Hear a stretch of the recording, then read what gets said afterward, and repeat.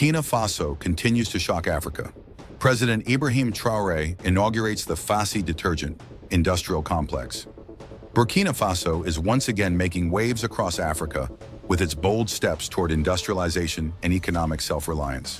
In a landmark event this Thursday, the president of Burkina Faso, head of state, Captain Ibrahim Traoré, officially inaugurated the detergent industrial complex Fassi, CIDF, in the commune of Pabré, Central Region. This monumental project signals a new era of local manufacturing, self-sufficiency, and national pride. Who would have believed it? That one of the poorest nations on Earth would suddenly build an industrial complex so advanced it's forcing global giants to pay attention and scramble. But that's exactly what's happening right now in Burkina Faso. Imagine driving through the dusty outskirts of Uagadoo just 5 years ago. The roads were mostly rough tracks, lined with tiny stalls selling tomatoes, grilled meat, or bicycle tires patched more times than anyone could count. Kids kicked footballs made of tied plastic bags across potholed lanes. The idea that this same landscape would soon host a sprawling industrial nerve center was almost laughable. Yet here we are in 2025, standing before a vast facility that stretches out like a small city, complete with its own energy grid, high-speed fiber optic backbone, precision machinery imported once upon a time by the very countries that are now nervously watching Burkina Faso's rise. The new Zenyari industrial complex, just 35 kilometers northeast of Uagadoo, isn't merely a cluster of warehouses, it's a revelation. Built almost entirely with local labor, designed by a new generation of Burkinabe engineers educated in Russia, China, and Cuba, this complex is turning Burkina Faso into an unexpected manufacturing force. It started small, a plan by Captain Ibrahim Traoré's transitional government to process local cotton, gold, and cashews. But what's unfolded is a blueprint for breaking colonial economic chains that kept nations like Burkina Faso perpetually exporting raw materials and importing expensive finished goods.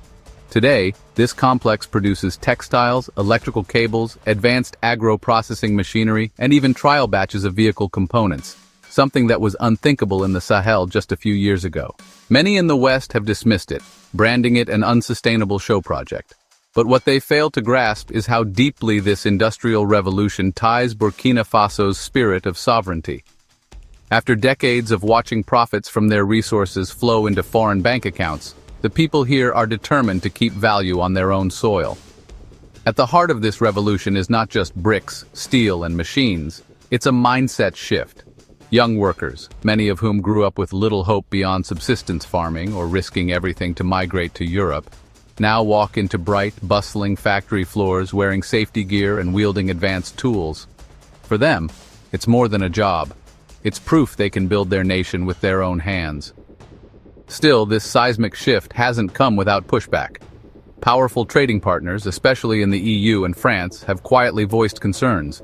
Behind closed doors, diplomats whisper about Burkina Faso undermining regional supply chains, code for disrupting old exploitative arrangements. Meanwhile, China, which initially helped fund some of the early phases, is eyeing its share of influence carefully, wary that a truly independent Burkina Faso might become too competitive even for Beijing's comfort. Yet, amid all this geopolitical jostling, the factories keep running. Conveyor belts whir, welding sparks fly, and shipment trucks rumble out daily, carrying proudly stamped packages. Made in Burkina. If you find this story groundbreaking, and frankly, as emotional as we do, tell us what you think in the comments. Do you believe more African nations should take this path? Also, don't forget to subscribe, like, and share this video to spread these powerful stories. We'll dive even deeper into the people behind this miracle, the silent tensions it's stirring within ECOWAS, and how Burkina's daring model might just be the biggest shakeup Africa's seen in decades. With the theme, ECOWAS at 50, Reform or Disintegrate, which pathway for the regional bloc?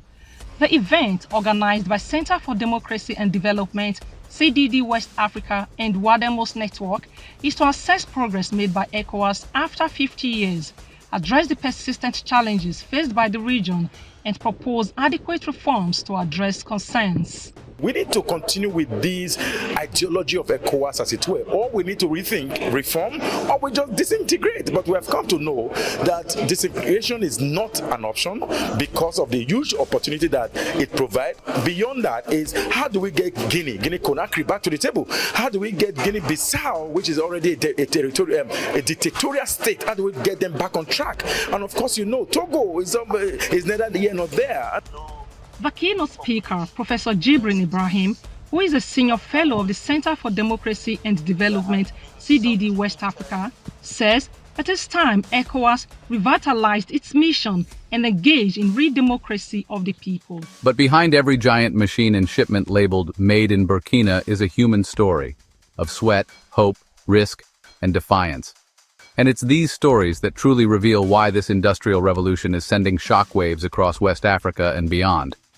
Step inside one of the textile halls of the Zenyari industrial complex, and you're greeted by the rhythmic hum of hundreds of automated looms. But weave through the aisles and you'll meet faces like that of Amadou, a 27-year-old who once roamed Uagadoo's streets selling sachets of water under the blazing sun. 3 years ago, Amadou watched his cousin drown trying to cross the Mediterranean. We believed there was nothing for us here, he says, wiping sweat from his brow. Now I operate a loom that produces hundreds of meters of fabric a day. My daughter eats because of these threads. Stories like Amadou's are everywhere in this complex. AWA, a machine calibration specialist, spent 5 years scraping by as a roadside hair braider. Today, she oversees delicate electronic systems that keep the conveyor belts running smoothly. When asked what it means to her, she simply says, "My mother farmed peanuts. I build machines. That's what's changed." But as Burkina Faso plants the seeds of its industrial future, it's also stirring up deep anxieties within ECOWAS, the regional bloc meant to unify West African economies. For decades, many ECOWAS states relied on importing precisely the kind of goods Burkina Faso now manufactures. Cables, processed foods, even simple machine parts. These were once dominated by Nigerian, Ivorian, or imported European suppliers. Now, contracts are quietly shifting toward Burkina Faso's factories. At a recent closed-door summit in Accra, several West African ministers were overheard complaining that Burkina Faso's low pricing, achieved by aggressively leveraging local raw materials and a cheaper labor base, was disrupting normal market dynamics. Some even warned that if more countries adopted Burkina Faso's playbook, it could fracture existing trade frameworks designed to keep the flow of certain goods predictable and profitable for long-established players. Meanwhile, outside of official halls, ordinary West Africans watch Burkina Faso with a mix of awe and cautious hope. In Bamako, a mechanic named Solimane tunes motorbikes under a torn tarp and jokes with his friends. "Soon my parts will come from Burkina Faso instead of China. Maybe then prices will drop and I can buy new tools." It's a quiet testament to how quickly expectations shift. Burkina Faso's experiment is forcing neighbors to reconsider their own economic strategies. Do they double down on exporting cocoa and crude oil while importing processed products? Or do they take a risk on the longer, harder road of building factories, staking national futures on local value addition? Of course, this transformation hasn't come without strains inside Burkina Faso itself. Some small traders who relied on importing cheap second-hand European goods worry about losing their livelihoods. A used refrigerator dealer in Uagadoo confided, "What if people start buying local appliances? My stock is all from France." It's real tension. Progress for many means painful adjustments for some. Then there are the power realities. This vast industrial endeavor has driven an unprecedented demand for electricity. The government rushed to complete 2 hydroelectric expansions and has signed discrete agreements with Russian firms to stabilize additional grid capacity. Critics question the debt being taken on, but defenders argue that no nation industrialized without initial heavy investments. And Burkina Faso is determined not to let this opportunity slip. Through it all, Captain Traoré's administration keeps pushing a narrative of resilience and destiny. In speech after speech, he frames this industrial leap not just as economics but as spiritual reclamation, a collective rising of dignity after centuries of being suppliers of raw goods to feed foreign factories. And perhaps that's why this story resonates so powerfully. It's not just about machinery and contracts. It's about whether a nation can rewrite its place in the world, not by begging for aid or chasing after investors with concessions, but by planting its own flag and daring to say, "This is ours, built by our hands for our people." We'll uncover how secretive trade negotiations, new military alliances, and even whispers of sabotage tie into Burkina Faso's industrial gamble. And we'll ask, could this small Sahelian nation become the blueprint for a new African economic order? We'll dive into the deep geopolitics, the whispered threats, and the very real possibility that Burkina Faso is lighting a fuse that could change the whole continent's future. Authorities say the new plant will be creating hundreds of jobs. They also expect it to inject nearly $1 million annually into the local economy. The idea of choosing the village of Penny is very strategic in terms of cashew nut supply. We are halfway between Bobomanfora and Odara, which are the main production areas.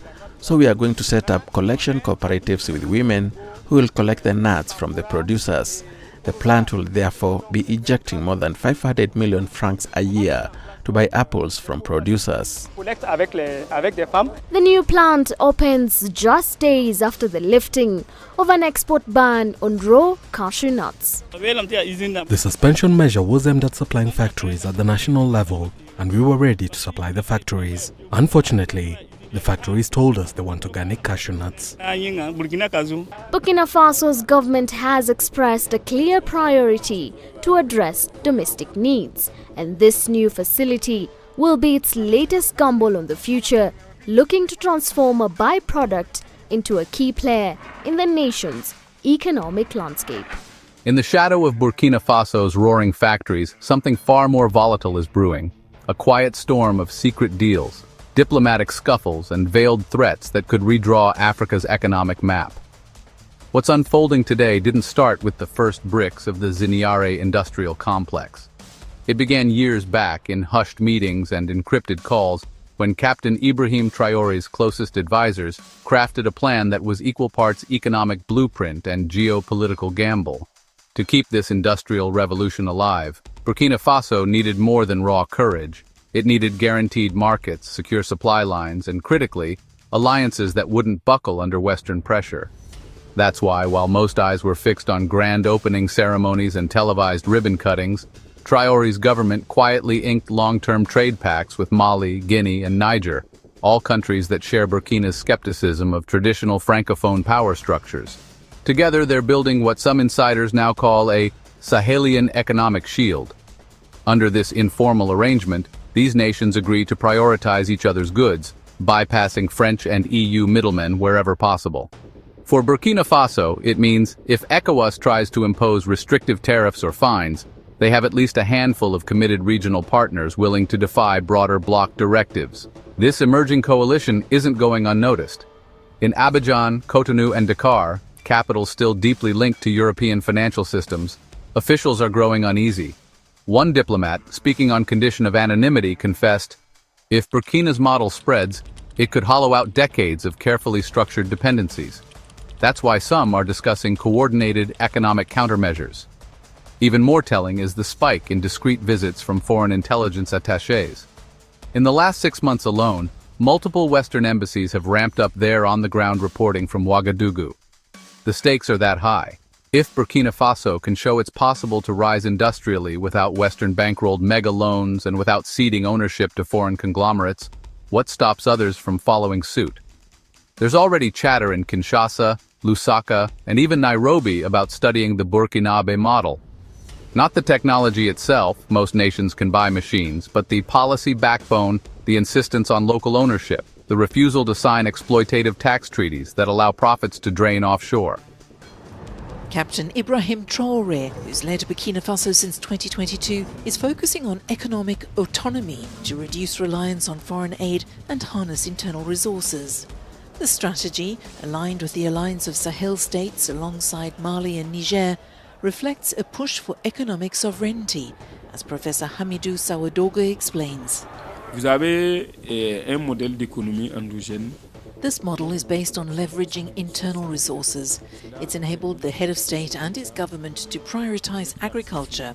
But the other key aspect is the industrialization of our production. Essentiellement l'industrialisation de notre production.